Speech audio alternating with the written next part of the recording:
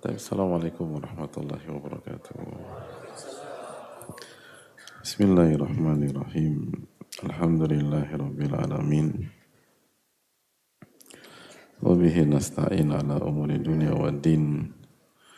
Wassalatu wassalamu ala asyrafil anbiya wal mursalin wa ala alihi wa sahbihi wa man sara ala nahjihi bi ihsanin ila yaumidin wa ba'd. Allahumma inna nas'aluka ilman nafi'a wa na'udzubika min ilmin la yanfa'.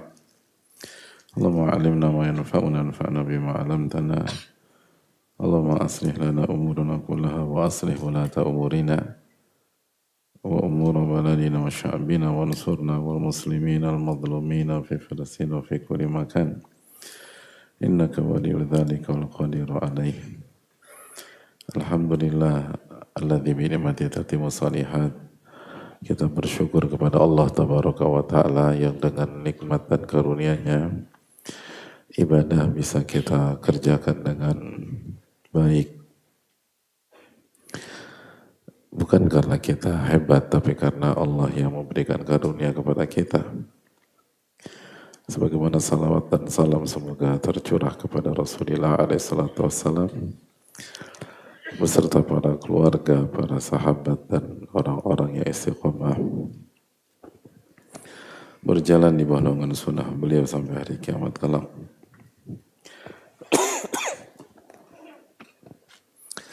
Kita meminta kepada Allah Subhanahu wa Ta'ala dengan nama-nama yang husna dan sifat-sifat yang maha mulia, Allah memberikan kita ilmu yang bermanfaat dan melindungi kita dari ilmu yang tidak bermanfaat. Allah perbaiki urusan kita, urusan pemimpin-pemimpin kita, urusan bangsa dan masyarakat kita. Allah Tabaraka wa Ta'ala menolong kita dan saudara-saudara kita di Palestina dan berbagai macam tempat. Allah Maha berkuasa atas segala sesuatu. Hadirin Allah muliakan. Alhamdulillah alladzi bi ni'matihi tatimmu shalihat. Kita berada di bulan terakhir dari 3 bulan haram yang datang berturut-turut, Dzulqa'dah, Dzulhijjah, dan Al-Muharram, di mana pahala amal soleh dilipat gandakan oleh Allah dan dosa pun dilipat gandakan oleh Allah Tabaraka wa Ta'ala. Dan kita akan lanjutkan kajian rutin kita di kesempatan sore hari ini. Dan kita masih berada di mata rantai yang cukup panjang tentang sebuah karakter yang harus dimiliki oleh penuntut ilmu secara khusus dan seorang muslim secara umum, yaitu sifat kesabaran. Dan kita sengaja membahas ini cukup panjang lebar, dan khususnya kita ambil dari kitab Uddatus Sabirin karya Al-Imam Ibnul Qayyim rahimahullah ta'ala dan beberapa referensi yang lain. Karena sebagaimana kita telah jelaskan bahwa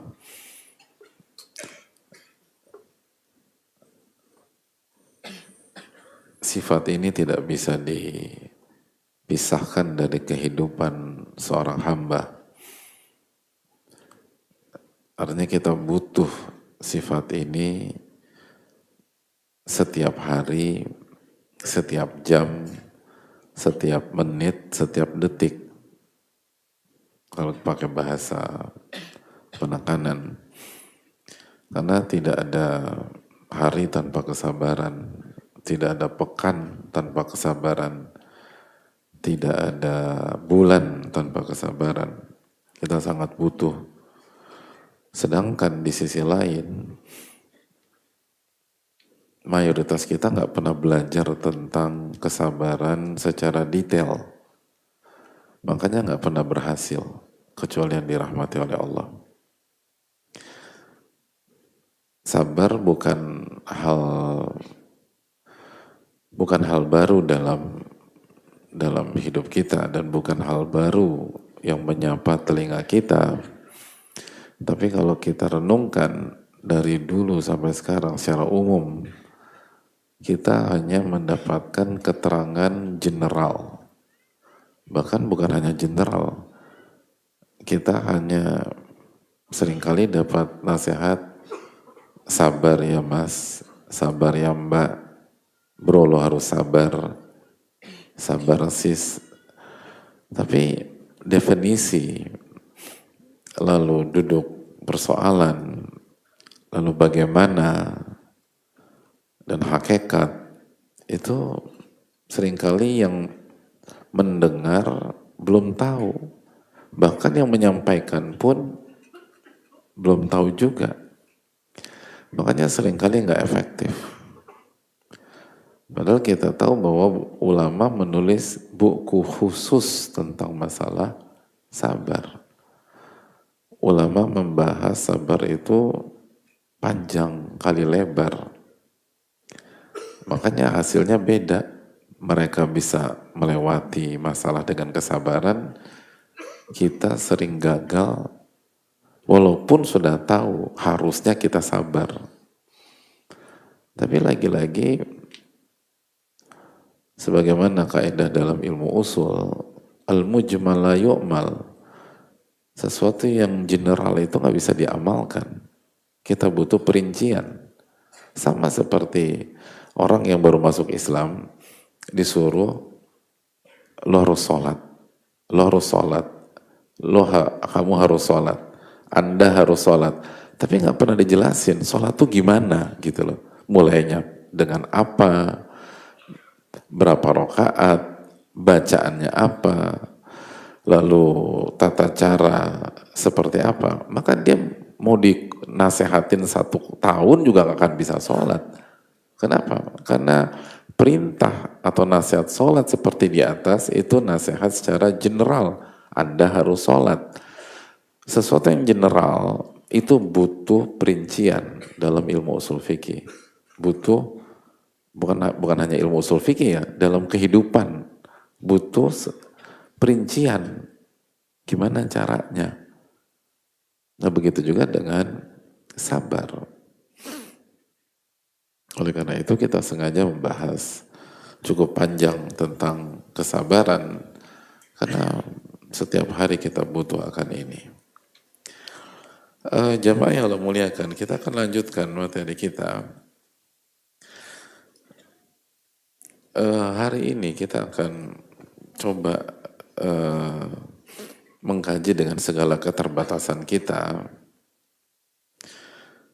sebuah konsep di dalam Al-Quranul Karim yang saking pentingnya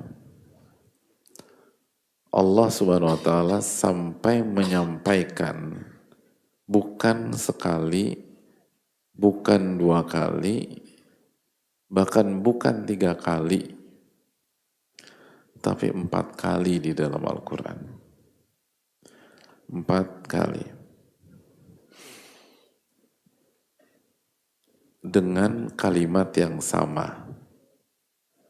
Jadi bukan sekali, bukan 2 kali, bukan 3 kali, tapi 4 kali.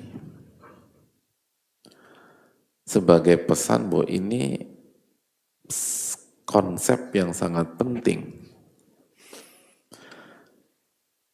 Allah SWT, dan ini disampaikan oleh Imam Ibnul Qayyim dalam Uddatus Sabirin. Allah SWT menjelaskan di dalam surat Ibrahim ayat 5, Luqman ayat 31, Saba ayat 19, dan Asyura ayat 33. Allah menyatakan, Inna fi dzalika la ayatin likulli sabbarin syakur. Inna fi dzalika la ayat. Inna fi dzalika la ayat likulli sabbarin syakur. Sesungguhnya di dalam hal tersebut ada tanda-tanda kebesaran Allah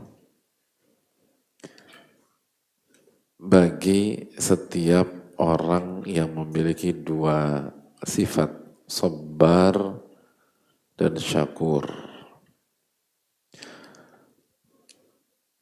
Untuk setiap orang yang sangat sabar, senantiasa sabar, dan senantiasa bersyukur.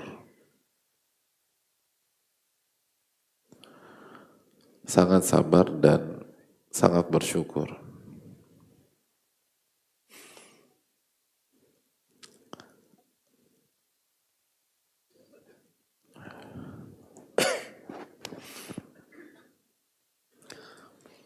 Al-Imam Ibnul Qayyim menjelaskan bahwa fahadhihi arba'u mawadhi'a fil Quran. Inilah 4 ayat di dalam Al-Quranul Karim yang menjelaskan dan menunjukkan bahwa ayat-ayat Allah, ayat-ayat Allah, baik ayat-ayat Allah yang dibaca atau yang ada dalam kehidupan, yang disaksikan, yang ditemui di dalam kehidupan. Innama yantafi'u biha ahlu sabar wa syukur. Yang bisa mendapatkan manfaatnya hanyalah ahli sabar dan syukur. Jadi hanya orang yang sabar dan bersyukur yang dapat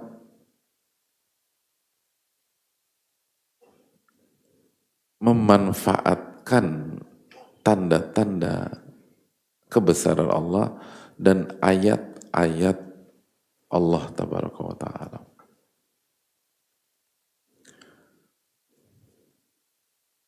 Dan ini menarik kan?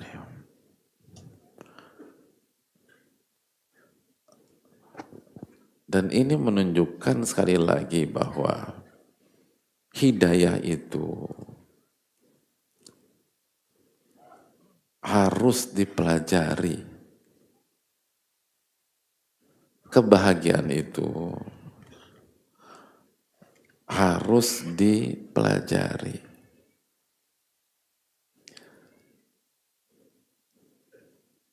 Karena kalau kita nggak belajar, susah kita memahami ini. Bahkan mungkin nggak akan bisa kita memahami ini.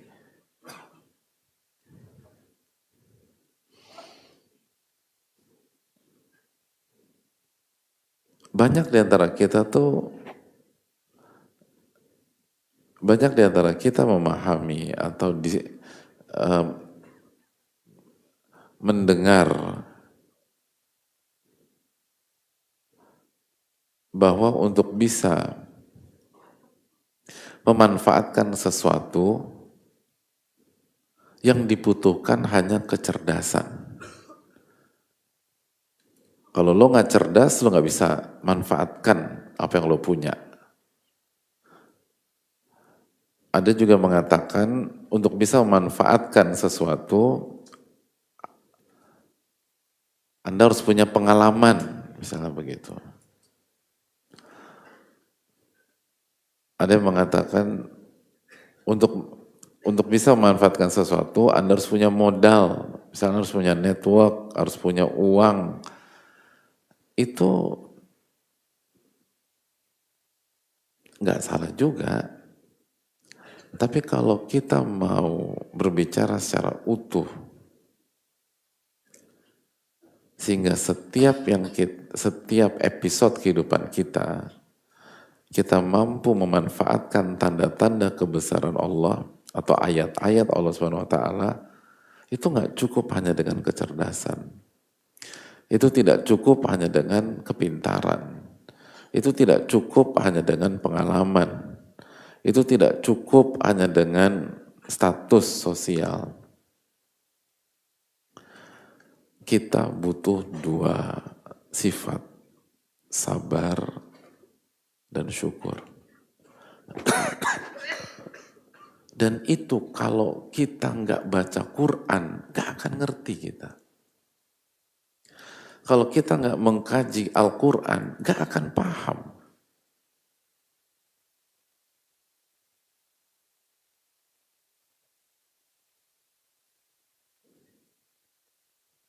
Makanya coba tanya diri kita,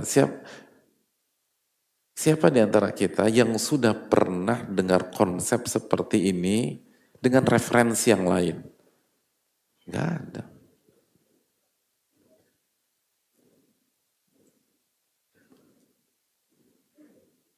Nggak ada. Makanya bayangin gak sih kalau hidup itu tanpa Quran tuh bermasalah besar. Makanya kalau hidup itu hanya membutuhkan kecerdasan, Bani Israel itu tidak perlu diutus atau diutuskan para nabi. Justru nabi terbanyak di Bani Israel. Padahal mereka adalah bangsa tercerdas di dunia. Bangsa tercerdas di dunia. Kalau kecerdasan cukup menuntun manusia untuk bahagia di dunia dan akhirat, nggak perlu deh, suruh mikir aja. Gimana cara? Mikir, kan gitu. Diutusnya para nabi dan rasul, dan para nabi dan rasul terbanyak di Bani Israel, itu menunjukkan bahwa Anda nggak akan bisa bahagia kecuali dengan wahyu. Anda nggak mungkin bisa bahagia dan berhasil dunia akhirat kecuali mengikuti jalannya para nabi dan rasul. Dan salah satu konsep mereka adalah bahwa tanda-tanda kebesaran Allah, ayat-ayat Allah, itu tidak cukup direspon dengan kecerdasan atau dipahami dengan kecerdasan, dimengerti dengan critical thinking atau pengalaman. Kita harus jadi orang yang sabar. Dan kita harus jadi orang yang bersyukur. Baru bisa mengambil pelajaran.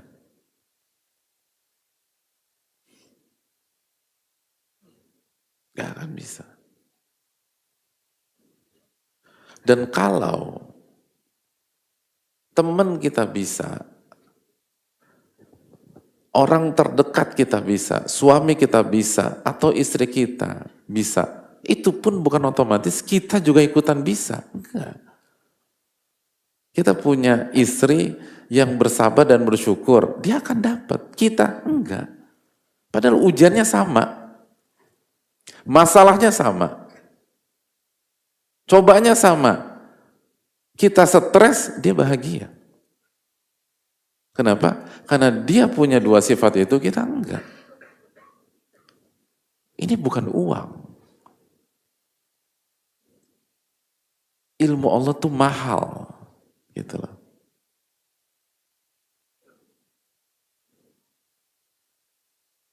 Ini bukan popularitas.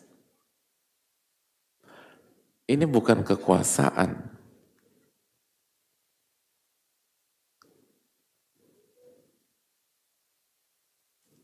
Bahkan ini bukan ilmu dunia. Ilmu dunia kita punya sahabat yang cerdas, kita ke bawah-bawah. Beneran. Kita ikut cerdas cermat. Gitu. Nilai fisika kita 3, kimia kita 2,5, biologi 4. Cuman teman kita kimia 9,9, fisika 10,5, bayangin. Saking bingungnya tuh guru mati fisika, ngeliat nih anak kok jadi 10,5 dari 10. Gitu lah. Biologi 10. Penyisihan, perempat final, semifinal, final, yang jawab dia doang.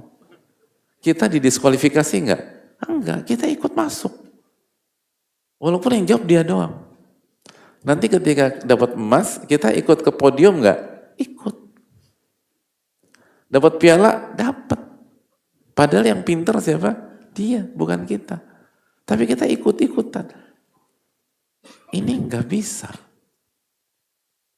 Nggak bisa. Makanya kita lihat fenomena Nabi Nuh dan istri. Itu kan pelajaran mahal. Nabi Nuh dan anak alaihi salam. Nabi Lut dan istri alaihi salam. Nabi SAW dengan pamannya Abu Lahab.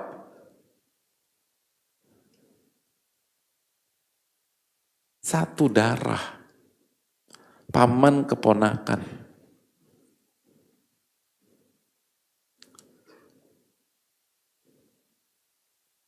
Keponakannya, wa ma arsalnaka illa rahmatan lil alamin. Pamannya tabbat yada abi lahabiw wa tabb. Kontras. Gak bisa. Karena keponakan punya kesabaran dan syukur, pamannya gak punya sama sekali. Ini pelajaran.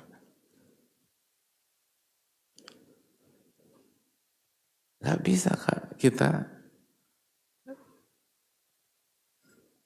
bisa kita andalkan pihak lain.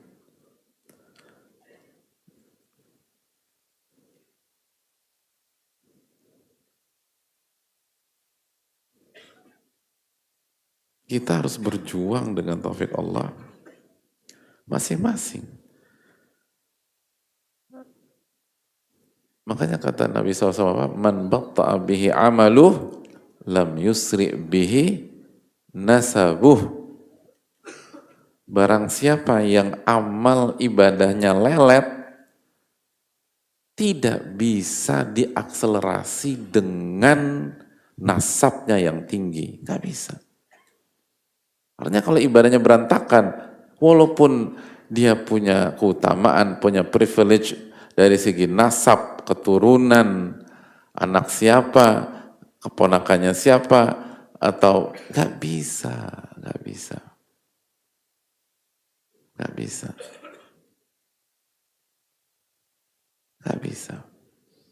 Termasuk ini, yang bisa memanfaatkan ayat-ayat Allah dalam kehidupan keseharian. Hanya orang yang punya sifat sabar dan bersyukur. Kita nggak punya dua sifat ini, mau ngaji puluhan tahun, nggak akan bisa. Mau deket sama Ustadz A, Ustadz B, Ustadz C, Ustadz D, nggak akan bisa. Jangankan dekat sama Ustadz. Istrinya Nabi Lut, pasangannya Nabi alaihissalam, gak bisa. Abu Talib kurang dekat apa dengan Rasulullah SAW? Gak bisa. Ini yang jadi bro. Kalau kita ingin berhasil, jamaah, likuli sabbarin syakur. Inna fi dzalika la ayat likulli sabbarin syakur. Itu poin. Jadi untuk bisa memanfaatkan ayat Allah, nggak cukup hanya gue udah ngerti. Makanya kan salah satu nasihat atau teguran atau masukan yang kesannya benar tapi nggak efektif apa? Kan lu udah ngerti gitu loh. Kan kamu udah paham. Bukan tentang paham seringkali. Jangan samakan dengan kotak-kotak lain. Seringkali sebagian mungkin memang nggak paham. Tapi nggak usah terkejut kalau yang sudah paham ternyata gagal dalam kehidupan. Karena intinya bukan pemahaman semata. Tapi dia mau sabar nggak memperjuangkan pemahaman tersebut. Dia mau bersyukur apa tidak? Kalau dia nggak mau sabar, nggak bersyukur, mau ngerti, mau paham, mau hafal, mau hafalannya sudah distorkan, nggak ada gunanya. Bukan kita yang menjudge, kita mah bukan siapa-siapa. Allah dalam 4 ayat subhanahu wa ta'ala mengatakan, inna fi dzalika la ayat likulli sabarin syakur. Makanya terkesan tuh gampang, kok nggak bisa-bisa? Kan aku udah paham, aku kan udah ngerti, aku kan udah ngaji. Yang jadi masalah seringkali bukan ngajinya. Tapi ketika Anda ngaji, Anda bersyukur apa enggak? Ketika Anda dapat ilmu, Anda bersyukur apa tidak? Lalu Anda bersabar apa tidak? Begitu tidak ada syukur dan sabar, selesai. Makanya Imam Abu Hanifah kan mengatakan, sesungguhnya saya mendapatkan ilmu seperti ini dan kedudukan seperti ini, derajat beliau diangkat oleh Allah Subhanahu wa taala, itu karena bersyukur, kata beliau. Padahal beliau salah satu orang paling jenius di dunia pada saat itu. Tapi beliau tidak mengatakan ini karena kejeniusan saya, ini karena kepintaran saya, ini karena kekuatan hafalan saya. Enggak, bersyukur. Kenapa? Beliau ngerti, ulama kan ngerti ayat. Ini bukan tentang kecerdasan. Fir'aun cerdas nggak ada gunanya. Namrud cerdas nggak ada gunanya. Korun cerdas nggak ada gunanya. Korun hafal kitab suci nggak ada gunanya. Karena intinya bukan cerdas nggak penting, hafal nggak penting, itu penting semua. Tapi kalau nggak dikunci dengan 2 sifat ini, kenyataan mengatakan demikian. Makanya hadirin Allah muliakan. Makanya kan kenyataan di kehidupan, sebanyak apapun ilmu kita, kalau kita tidak sabar, begitu datang ujian, kita hanya melihat dari sisi masalah. Sebanyak ilmu kita, kalau kita nggak bersyukur, begitu kita diberikan nikmat, kita hanya melihat dari sisi kekurangan. Kan itu. Jadi nggak ada gunanya itu ilmu. Nggak ada gunanya.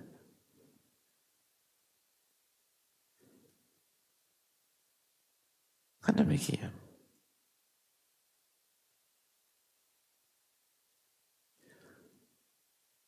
Ketika kita lagi susah atau ketika kondisi lagi susah misalnya, orang yang nggak sabar itu kan langsung, kenapa sih hidup gue gini-gini amat gitu loh. Si amat aja nggak gini-gini, kan selalu berpikir, kok gue apes banget segala macam.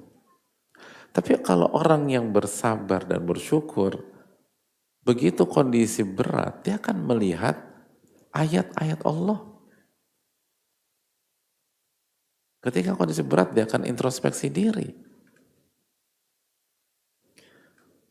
Oh, mungkin ternyata selama ini saya banyak bergantung pada gaji, bukan pada Allah Tabaraka wa Ta'ala. Atau dia bisa berpikir bahwa walaupun uang lagi nggak ada, tapi rezeki itu bukan hanya uang. Iman itu rizki, alhamdulillah Allah masih saya kasih iman. Keluarga itu rizki, alhamdulillah keluarga ada, baik-baik. Anggota tubuh yang sehat itu rizki, saya masih fit. Bisa ngaji itu rizki, saya masih bisa datang kajian rutin.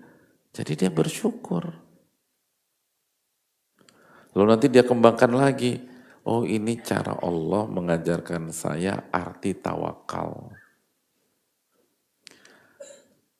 Saya lagi didik untuk qanaah, tapi terus berusaha dan berjuang. Oh, ini cara Allah Subhanahu wa taala mengajarkan saya merubah gaya hidup dan melatih kemampuan beradaptasi dan terus untuk berdoa, berdoa dan beristighfar. Jadi kondisi susah itu jadi solid orang. Kenapa? Dia ngelihat tanda-tanda itu. Dia melihat pesan-pesan itu. Dia melihat ayat-ayat tersebut.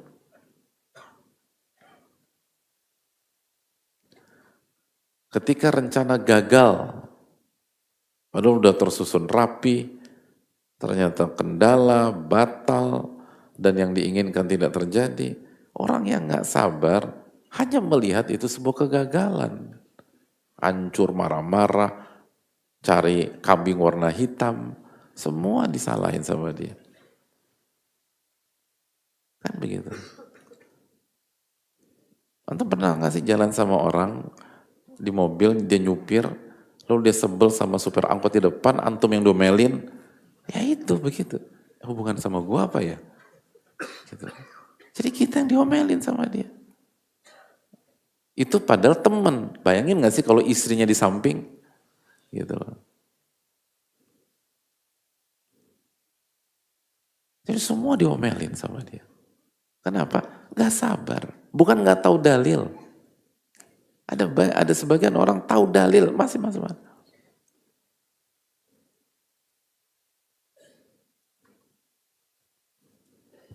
Pulang kajian masih suka macet gak di parkiran? Oke, masih. Pertanyaan pertama. Pertanyaan kedua, masih suka ngedumel gak?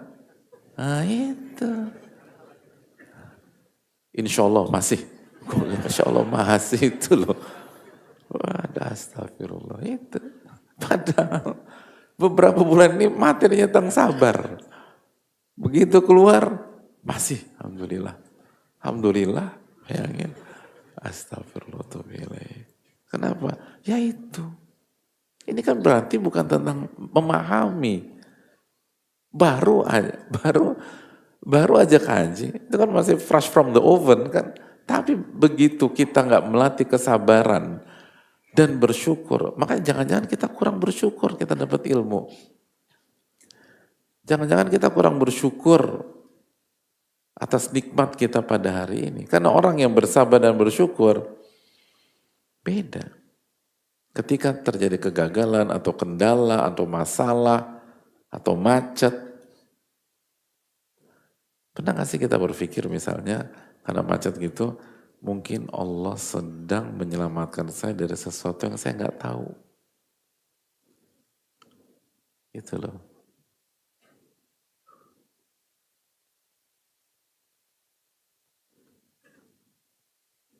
Jadi demikian. Dan seringkali ketika kita gagal hari ini, atau kita gagal di suatu hari, H plus 1 tahun, H plus 2 tahun, H plus 3 tahun, kita baru sadar, oh ini maksud kenapa Allah gagalkan saya 3 tahun lalu. Dan akhirnya kita bersyukur. Tapi terkadang pengalaman kayak gini bukan 1 2 kali. Tetap aja begitu ada kejadian baru, ngomel. Setiap ada kejadian baru, kesel. Berarti kan kita nggak mensyukuri pengalaman dan ilmu yang sebelumnya. Wajar akhirnya kita gagal lagi. Itu loh hadirin.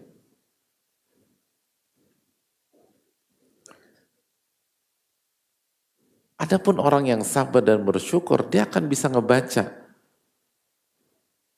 ilmu saya sebagai manusia terbatas. Sedangkan ilmu Allah dan pengaturan Allah maha sempurna. Lapang dia.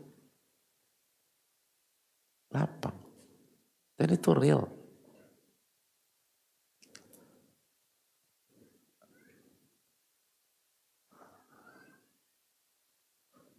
Itu real. Oleh karena itu yang perlu kita camkan.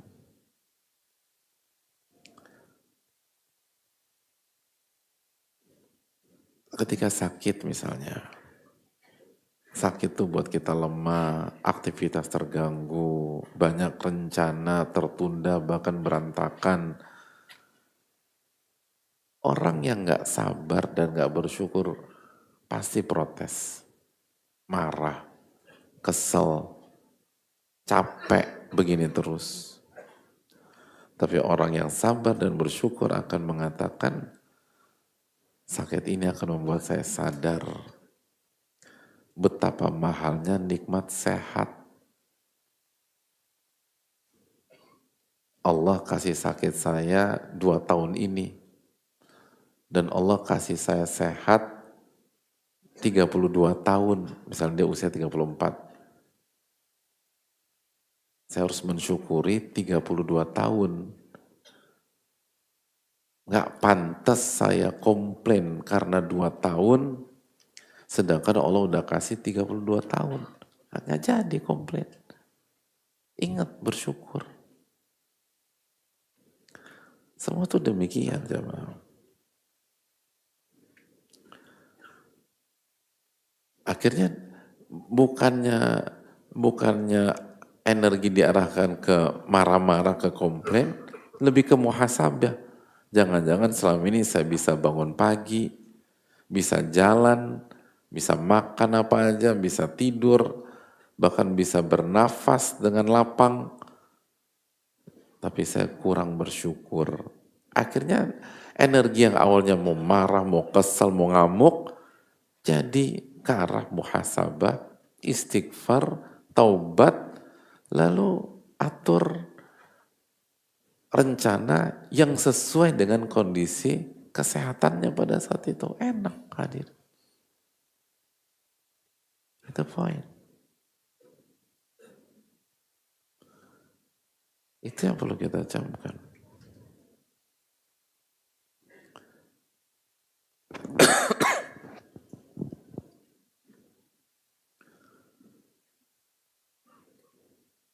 Jadi semua tuh demikian. Yang bisa melihat itu semua, orang yang sabar dan orang yang bersyukur.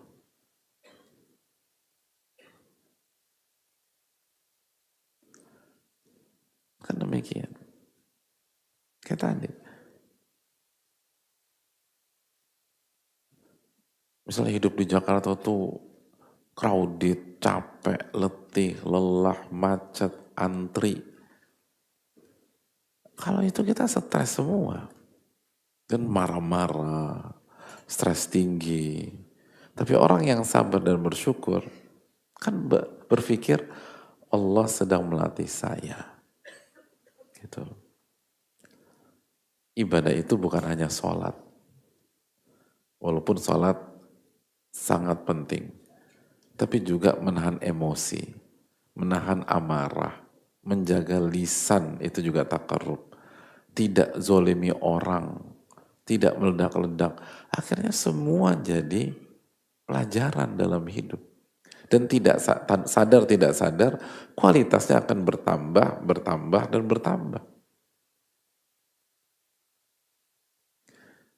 Lalu dia berpikir bahwa ini adalah ujian karena akhlak asli seseorang itu kan seringkali terlihat ketika rencana tidak berjalan. Akhlak seseorang kan demikian. Makanya kan kata Umar bin Khattab, Anda pernah tinggal satu rumah nggak dengan dia? Belum pernah. Pernah punya hubungan bisnis dengan dia? Belum. Pernah safar dengan dia? Belum. Berarti Anda nggak kenal dia. Kenapa? Kenapa 3 hal itu jadi parameter? Karena dalam 3 hal itu, akhlak seseorang akan terlihat. Karakter seseorang akan terlihat. Karena dalam 3 hal tersebut ada banyak hal tidak sesuai dengan kenyataan atau tidak sesuai dengan planning. Ada banyak miss di situ. Ada banyak masalah di situ. Disitulah kualitas iman, tauhid real seseorang akan terlihat. Nah, orang yang sabar dan syukur tuh bisa ngebaca itu. Bisa membaca hal tersebut.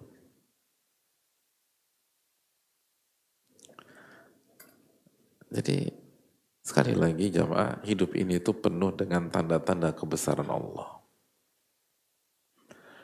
Tapi hati yang panik itu tidak akan pernah bisa membacanya. Hati yang arogan itu tidak akan pernah bisa mencernanya. Hati yang kufur nikmat itu selalu melihat kekurangan demi kekurangan.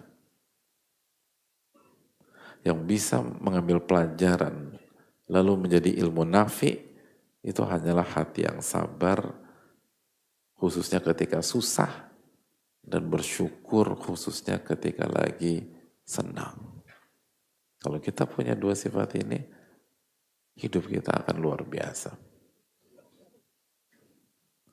Dan hidup kita akan penuh dengan manfaat, manfaat, manfaat, manfaat, dan manfaat. Dan itulah ilmu nafi. Sadar atau kita nggak sadar, itulah ilmu nafi.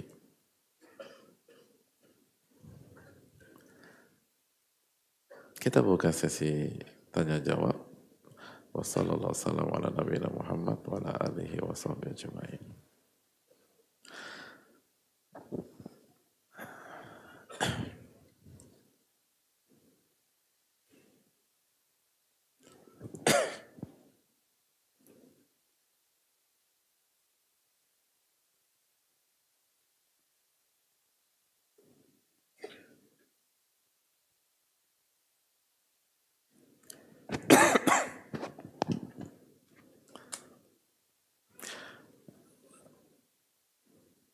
Assalamualaikum warahmatullahi wabarakatuh. Waalaikumsalam warahmatullahi wabarakatuh. Semoga Allah merahmati Imam Ibnu Jamaah, menjaga Ustadz, tim dan seluruh umat muslim yang pun berada. Amin wa iyyakum. Dan semoga Allah merahmati Imam Ibnu Qayyim karena kita cukup intens mengambil dari karya beliau dalam bab ini.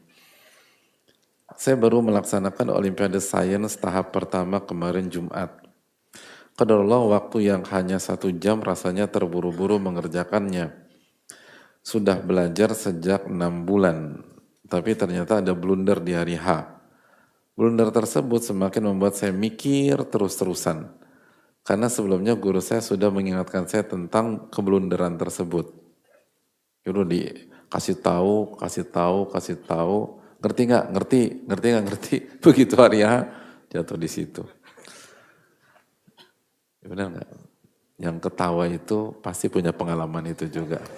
Iya, banyak kita pengalaman. Saya juga punya pengalaman itu juga. Pengumuman masih tanggal 3 Juli. Saya mencoba mengalihkan pikiran saya ke hal-hal yang ada di kendali saya. Saya mencoba bertawakal tapi masih bingung mana yang harus saya tawakalkan. Rasanya masih ada usaha yang harus dilakukan. Mohon nasihatnya.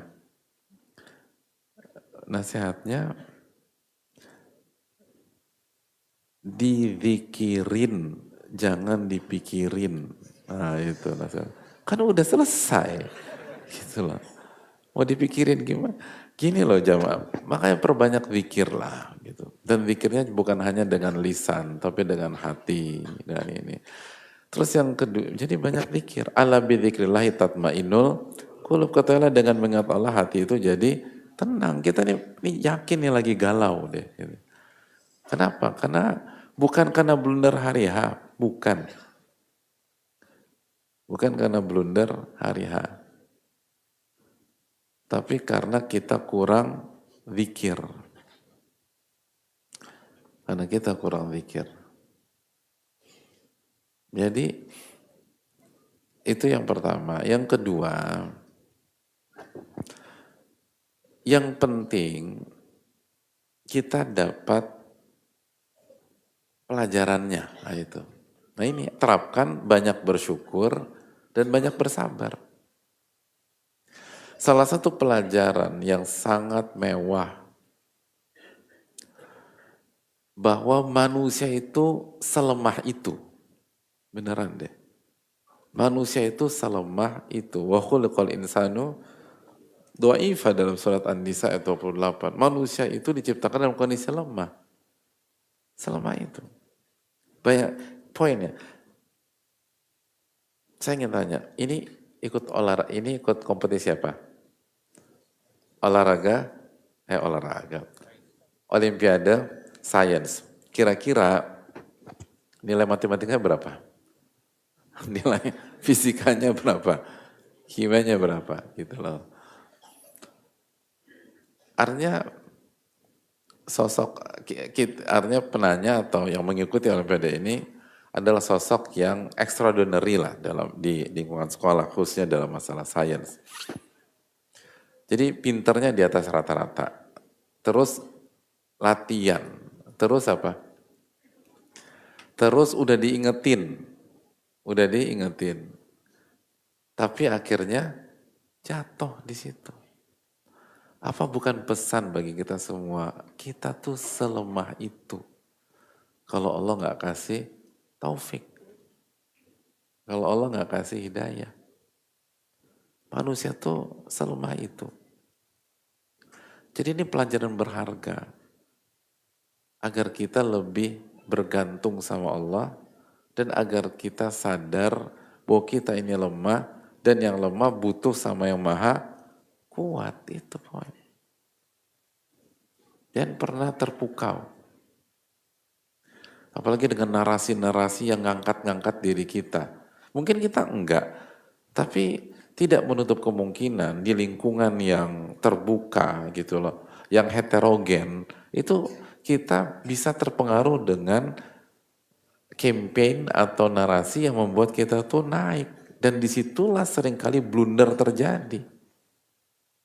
Seringkali blunder terjadi kan di situ.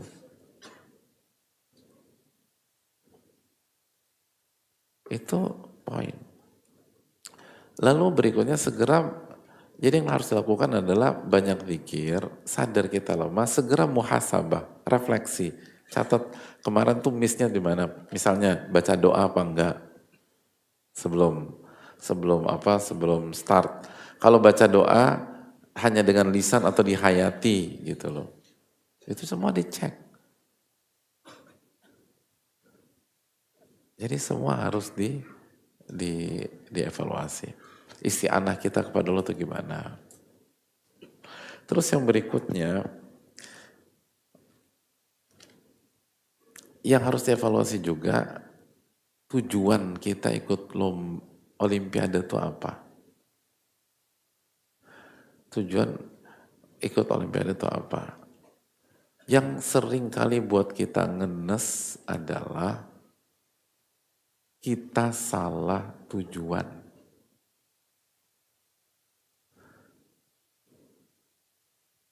Salah tujuan. Kalau tujuan kita mencari ridho Allah dan bisa beribadah kepada Allah sesuai dengan bidang kita, sesuai dengan ekspertis kita,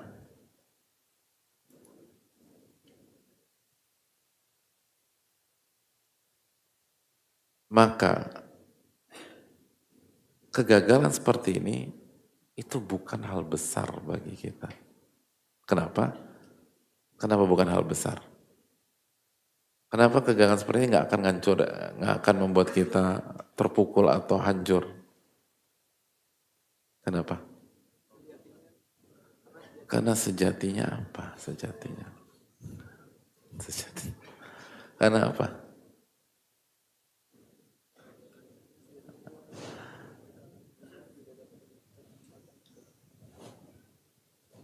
Karena kegagalan seperti ini tidak akan membuat kita terhalang ke tujuan tersebut. Itu aja.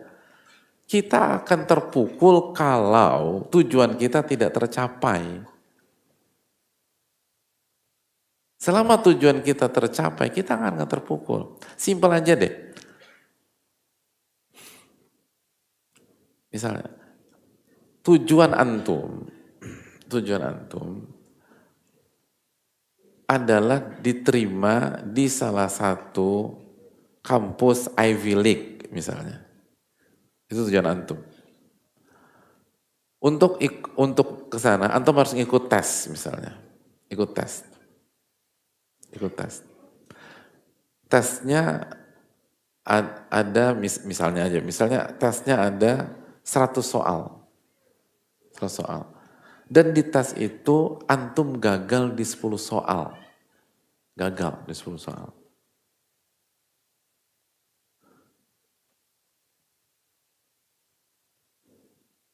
Dan gagal di 10 soal tetap membuat antum keterima di kampus tersebut. Pertanyaannya, antum stres nggak gagal di 10 soal? Kenapa nggak? Kenapa nggak stres? Karena nggak ada urusan, yang penting masuk. Karena kegagalan ini tidak menghalangi saya dari tujuan utama, itu poinnya. Yang membuat kita terpukul kalau kita gagal dari tujuan utama. Itu poin.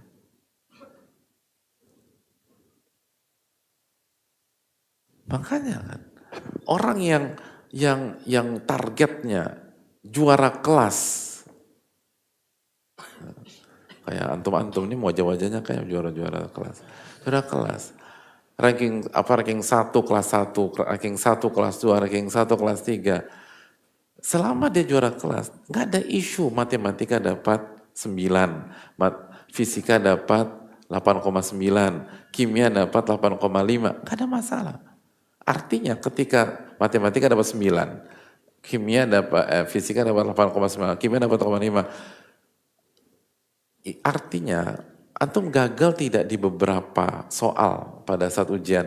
Gagal, di beberapa soal gagal. Tapi karena tetap juara kelas, itu jadi masalah besar? Enggak. Enggak jadi masalah besar.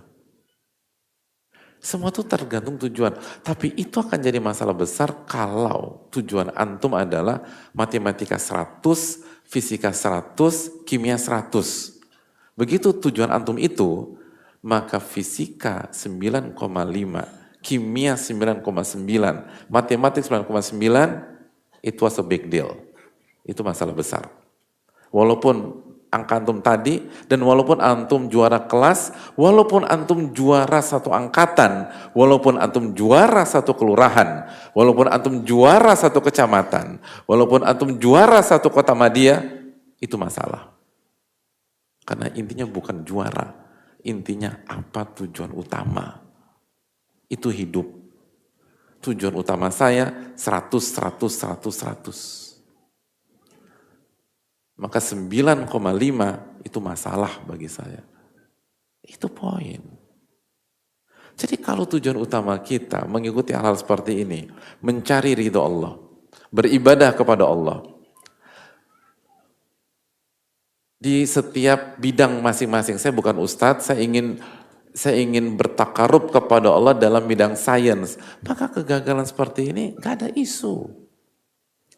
Karena kegagalan-kegagalan seperti ini, kalau kita bicara dengan spektrum di atas, ini masuk ke dalam positive failure. Ini kesalahan positif atau kegagalan positif. Karena kita akan belajar banyak dari pengalaman ini. Kita akan muhasabah banyak dari perjalanan ini. Kita akan mengerti banyak hal dari kejadian ini. Dan kita insya Allah akan jadi lebih baik di hari esok. Dan kita akan lebih baik di olimpiade berikutnya. Dan kita akan lebih baik di jenjang berikutnya. Yang jadi masalah ketika nawaitunya salah. Tujuannya bukan cari ridho Allah. Yang membuat orang-orang stres segala macam ketika yang seharusnya dia punya tujuan jangka panjang, akhirnya dia fokus ke tujuan jangka pendek. Persis, ini bukan penanya ya, saya jelaskan. Kenapa, sekali lagi, kenapa ahli dunia gampang galau? Karena ahli dunia itu merubah tujuan. Yang harusnya tujuan mencari wajah Allah akhirat, dipotong sama dia menjadi duniawi. Ya udah berantakan. Berantakan. Berantakan. Kenapa hadirin sekalian, Waktu terjatuh ketika belajar berjalan, tidak ada yang stres. Ada nggak? Kalau salah, tolong koreksi saya. Pernah pernah terjatuh nggak ketika belajar jalan? Siapa yang begitu lahiran langsung bisa jalan, cium tangan ibu, makasih ma, mama udah baru saja melahirkan aku. Lalu cium tangan dokter dan suster yang ini, kan gak ada.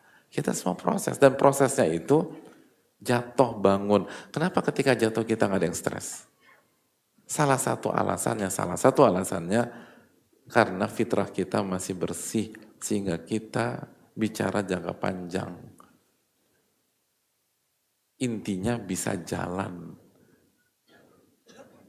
Maka jatuh atau gagal di hari kelima no issue. Gagal di hari keenam bukan masalah. Gagal di hari ketujuh bukan sebuah hal besar. Karena target kita bukan hari kelima, hari keenam, hari ketujuh. Target kita setelah misalnya 1,5 tahun atau 2 tahun, belajar bisa jalan. Dan jatuh di hari kelima, keenam, ketujuh, kedelapan, itu positive failure. Kita belajar banyak tentang keseimbangan, kita belajar banyak tentang langkah kaki, kita belajar banyak tentang berlari, dan itu membuat kita lebih solid lagi ke depan. Itu masalah. Jadi ini nggak ada isu ini. Makanya udah nikmatin aja.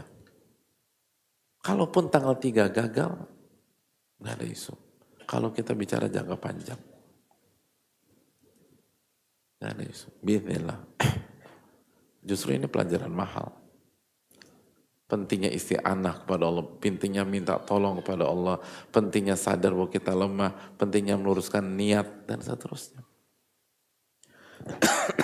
Jadi sekali lagi, jamaah sekalian, kita perlu menikmati hal-hal seperti ini. Nah makanya dari sini kembali kita ingatkan pentingnya sabar dan syakur. Itu hanya orang yang bisa sabar, nahan. Karena kan gemes, kesel, terus itu kan akan meledak-ledak di hari ini. Bisa nggak kita tahan itu? Kalau kita bisa tahan itu, maka kita akan jadi orang yang sabar. Dan bisa nggak kita melihat sisi lain bahwa ini adalah pelajaran yang harus kita syukuri, ini adalah pengalaman yang harus kita syukuri, ini adalah kesempatan yang harus saya syukuri. Maka kita akan bisa mengambil ibrah. Dan dari sini juga kita belajar. Disinilah pentingnya tauhid yang real.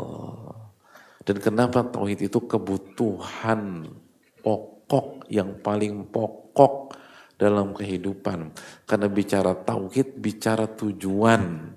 Bicara tujuan itu menentukan bahagia atau tidaknya Anda. Itu masalahnya.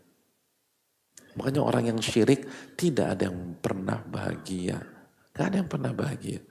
Orang yang syirik itu galau karena dia punya masalah dari dalam tujuan, dalam cinta.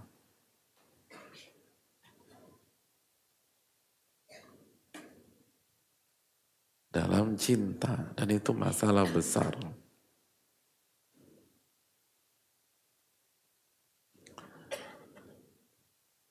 Itu poin.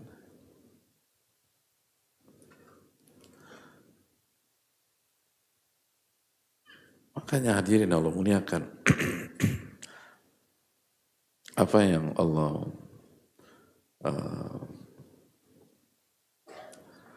jelaskan tentang orang-orang yang melakukan kesyirikan. Allah menyatakan tentang hidupnya orang-orang yang melakukan kesyirikan. Orang-orang yang mensekutukan Allah. Yang menjadikan makhluk sebagai tandingan Allah. Beribadah kepada selain Allah, mencintai selain Allah, tunduk dan patuh secara ta'abbud kepada selain Allah Subhanahu wa taala. Kan Allah mengatakan wa man yusyrik billah faka'annama kharra minas sama. Barang siapa yang melakukan kesyirikan, maka hidupnya seperti dia terjatuh dari langit. Fatahtafuhu thair, lalu disergap oleh burung. Au tahwi bihirri, atau diombang-ambingkan oleh angin. Fi makanin sahiq. Bayangkan diombang-ambingkan angin. Diombang-ambingkan angin. Ke tempat yang sangat jauh dan tidak ada peluang selamat. Itu loh.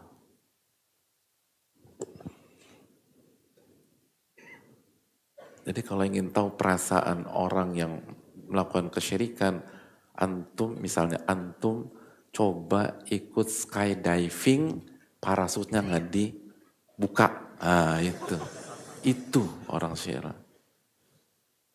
Parasutnya nggak dibuka.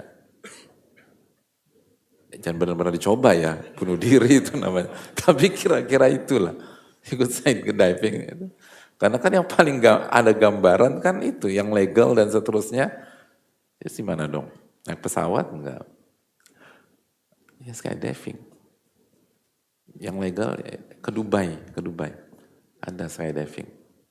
Di Jumeirah. Terjun situ. Request, boleh nggak?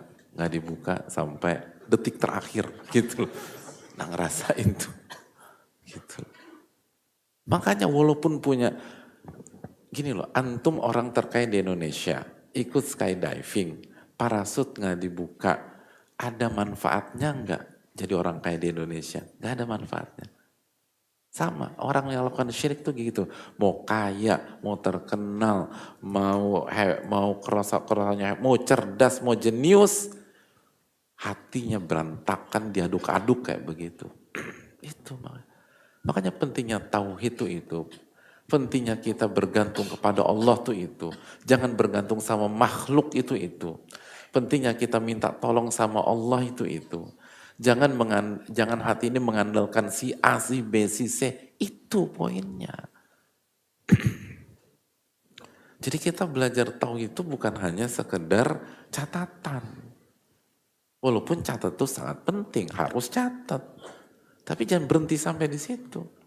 Ini amalkan tauhid kita ketika kita misalnya blunder di olimpiade atau gagal di sebuah tes atau gagal di sebuah bisnis. Itu poinnya. Kalau tujuan antum mencari ridho Allah, lalu tahqiqul ubudiyah, beribadah hanya kepada Allah, nggak ada isu, bismillah. Dan ini adalah kegagalan yang positif. Kalau kita sabar dan kita bersyukur atas nikmat yang demikian.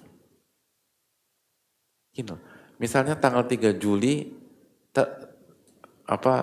pengumumannya gagal.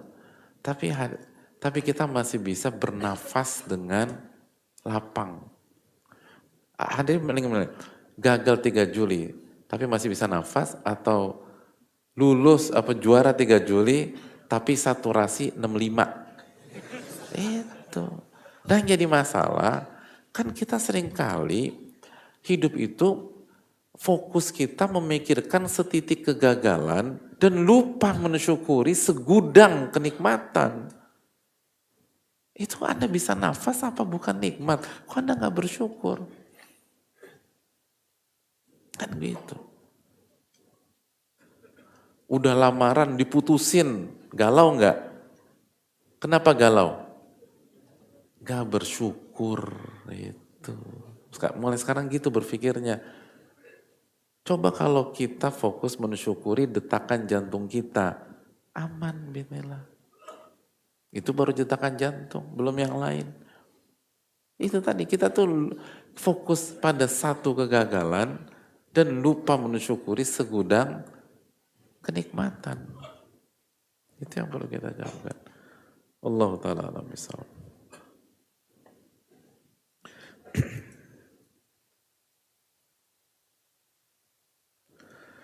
Assalamualaikum warahmatullahi wabarakatuh. Waalaikumsalam warahmatullahi wabarakatuh. Semoga keberkahan selalu terlimpah kepada Ustadz, para ulama dan jamaah kajian yang hadir dan orang-orang saleh berada. Amin ya rabbal alamin. Wa iyyakum. Apakah ada standar evaluasi yang harus kita capai? Karena kalau sudah mencapai target berarti kan harus punya target berikutnya. Apakah ada batasan target tertinggi itu Ustaz sehingga tidak ada target lagi? Syukran jasa.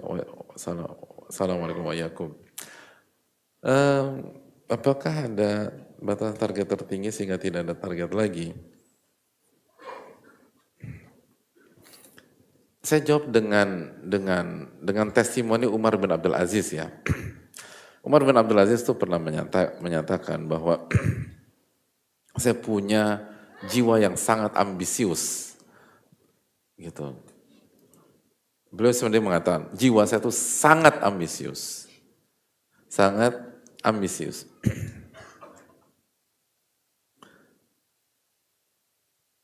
Jadi sangat ambisius. Antum siapa yang punya jiwa yang sangat ambisius?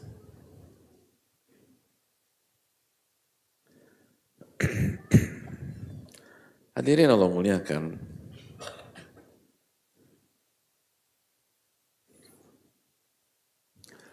Yang punya yang merupakan ambisius, coba bandingkan dengan Umar bin Abdul Aziz ya.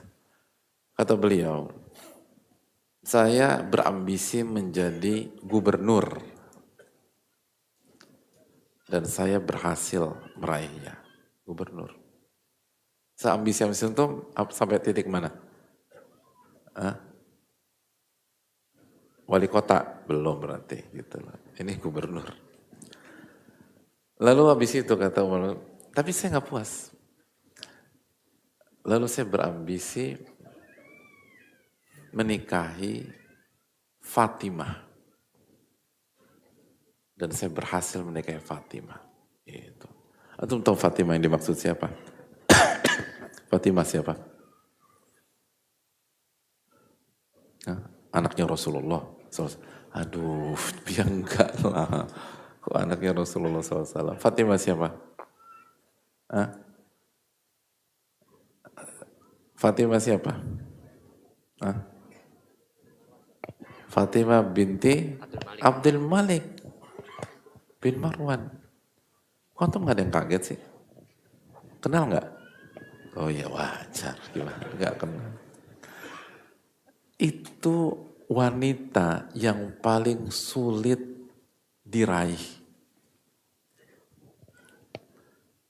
Karena beliau anak khalifah. Gitu. Anda bayangin nggak? Yang jomblo-jomblo siapa? Ambisius apa sih antum cari jodoh yang jomblo-jomblo? Pengen nikah, kriteria istri antum siapa yang jomblo? Nah, ya,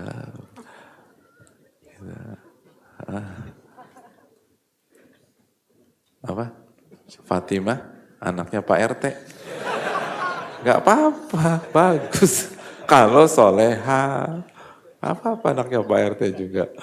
Tapi ini Fatimah, anaknya khalifah. Luar biasa. Lalu kata Umar bin Khattab, dan saya berhasil mendapatkannya. Berhasil, bayangkan. Puas? Enggak. Lalu saya pikir apa lagi ya? Lalu kata Umar bin Khattab, setelah sudah jadi ini, saya ambisi jadi khalifah. Gitu. Anaknya khalifah dapat, sekarang jadi khalifah. Dan saya dapatkan kekhalifahan. Jadi khalifah. Lalu saya berpikir, apalagi? Gitu orang tuh. Udah jadi khalifah masih mikir, apalagi? Orang-orang ambisius tuh gitu, what next gitu loh. Berikutnya apalagi?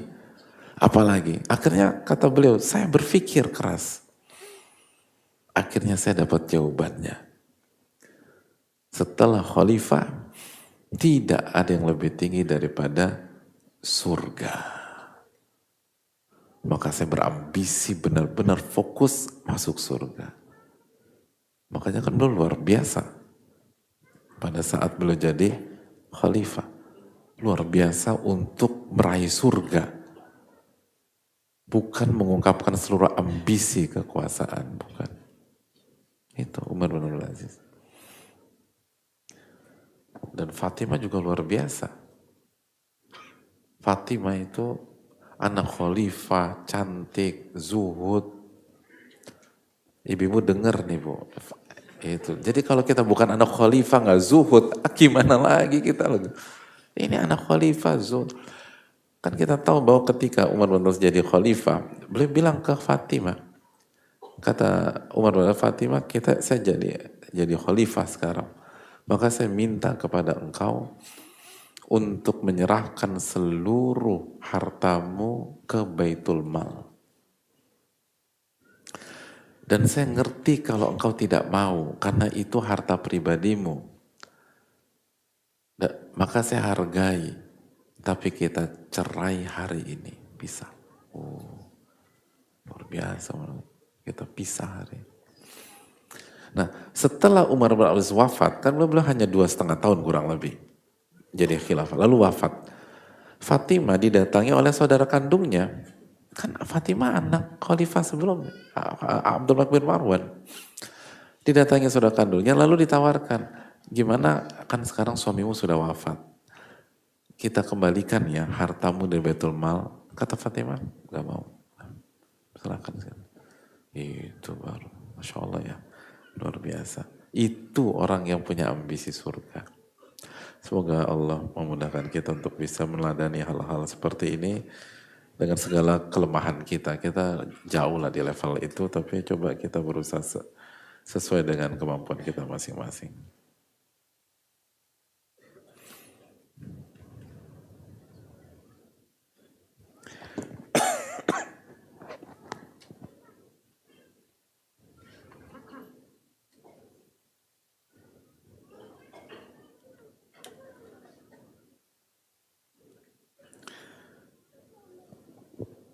Assalamualaikum Waalaikumsalam. Izin saya mau tanya, semoga bisa dijawab. Semoga Allah kasih taufik. Tadi Ustadz menyampaikan jika sudah Allah jauhkan seharusnya kita bersyukur. Yang mana ya? Kayaknya saya bilang itu nggak sih? Ya. Ya mungkin saya lupa kali. Tapi apabila kita sendiri yang memilih untuk meninggalkan seseorang, karena kita merasa dia tidak baik untuk kita. Artinya Allah yang menjauhkannya juga, tanda tanya. Walau saat meninggalkan itu kadang merasa ragu dan takut pilihan itu salah. Dan siapa tahu dia orangnya.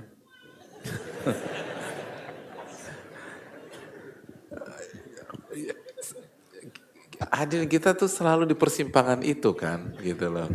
Apapun, apalagi hal besar seperti ini, apapun. Masalah simpel,